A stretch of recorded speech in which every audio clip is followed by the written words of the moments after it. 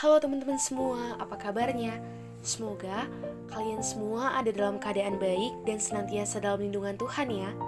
Kami dari kelompok 10, program studi pendidikan ekonomi kelas 3A yang beranggotakan Hana, Harrington, dan Hormaria akan memaparkan sebuah analisis studi kasus mengenai kasus suap pajak di tengah pandemi. Anggota Komisi 11 DPR RI, Anis Biarawati menegaskan, munculnya kasus dugaan suap di lingkungan Direktorat Jenderal Pajak Kementerian Keuangan menjadi berita buruk dan rapor merah sekaligus pekerjaan besar bagi pemerintah. Kasus tersebut mencuat setelah Ketua KPK Alexander Marwata mengonfirmasi perihal dugaan suap pajak, namun KPK belum menyebut tersangka karena proses penyidikan masih berjalan. Munculnya kasus ini dinilai menjadi ironi karena seharusnya antara otoritas pajak dan wajib pajak sama-sama memiliki kesadaran. Kesadaran yang dimaksud yaitu kesadaran bahwa pajak itu sudah memenuhi 4 prinsip. Dimulai dari prinsip keadilan atau equity, yaitu pengenaan pajak secara umum serta sesuai dengan kemampuan wajib pajak.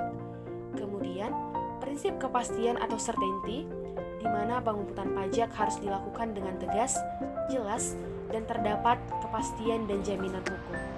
Prinsip kepastian tersebut, lanjut politisi PKS itu, seharusnya mampu memberikan kemudahan bagi wajib pajak mengenai objek pengenaan pajak, besaran pajak, dan dasar pengenaan pajak.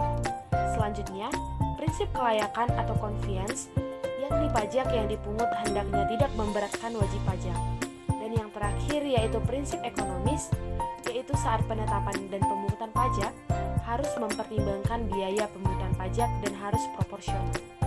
Kondisi pandemi COVID-19 yang masih terjadi di tahun 2021 dapat kembali membuka resiko shortfall penerimaan pajak. Masa transisi akibat perlemahan ekonomi sebagai dampak pandemi masih dirasakan oleh semua sektor. Kebijakan insentif perpajakan juga masih menjadi salah satu aspek penyumbang potensi shortfall di tahun ini. Walaupun di sisi lain, insentif yang diberikan pemerintah sebagai kelanjutan dari program insentif wajib pajak terdampak pandemi COVID-19 pasti menjadi hal yang sangat ditunggu dan menggembirakan bagi wajib pajak. Karenanya, Anies menilai pemerintah perlu mengkaji lebih dalam terkait pemberian insentif pajak di masa pandemi. Pemerintah juga perlu melakukan evaluasi kebijakan insentif perpajakan yang telah dilaksanakan. Jangan sampai kebijakan insentif perpajakan menjadi inefisiensi dan inefektivitas dengan narasi yang bagus tetapi tidak tepat sasaran. Tutup Ketua Bidang Ekonomi dan Keuangan DPP PKS. Pajak adalah kontribusi wajib kepada negara yang terutang oleh wajib pajak yang bersifat memaksa berdasarkan undang-undang dengan tidak mendapatkan imbalan secara langsung dan digunakan untuk keperluan negara bagi sebesar-besarnya kemakmuran rakyat. Pasal 1 ayat 2 Undang-Undang KUP menjelaskan bahwa wajib pajak adalah orang pribadi atau badan, meliputi pembayar pajak, pemotong pajak, dan pemungut pajak yang mempunyai hak dan kewajiban perpajakan sesuai dengan ketentuan peraturan perundang-undangan perpajakan. Secara umum, adapun fungsi pajak adalah sebagai sumber dana bagi pemerintah untuk membiayai pengeluaran-pengeluarannya, sebagai alat pengukur atau melaksanakan pemerintah dalam bidang sosial ekonomi, dan sebagai penerimaan negara dan dapat digunakan untuk menjalankan kebijakan-kebijakan pemerintah. Dalam pengaplikasiannya pun, hal ini harus dijalankan sesuai dengan prinsip pajak yang ada.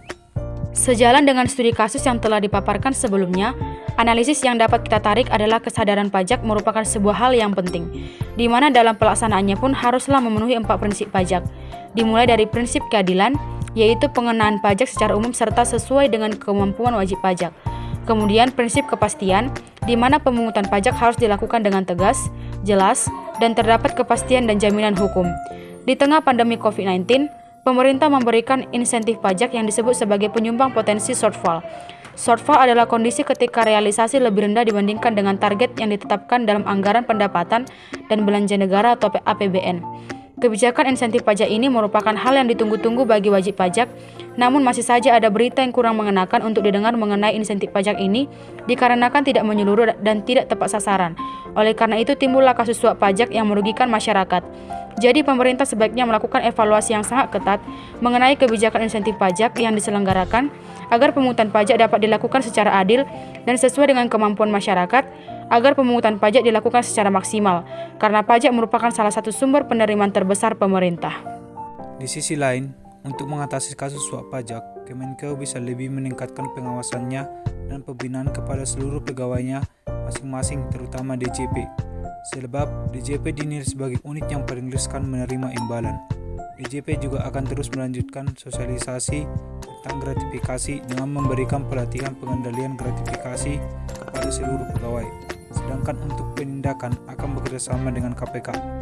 Dengan melakukan hal ini secara konsisten, prinsip keadilan dalam prinsip perpajakan pun akan tercapai dengan sendirinya. Demikianlah video yang dapat kami paparkan mengenai analisis studi kasus tentang kasus suap pajak di tengah pandemi COVID-19. Semoga sedikit banyaknya video ini dapat bermanfaat bagi setiap teman-teman yang mendengarkannya.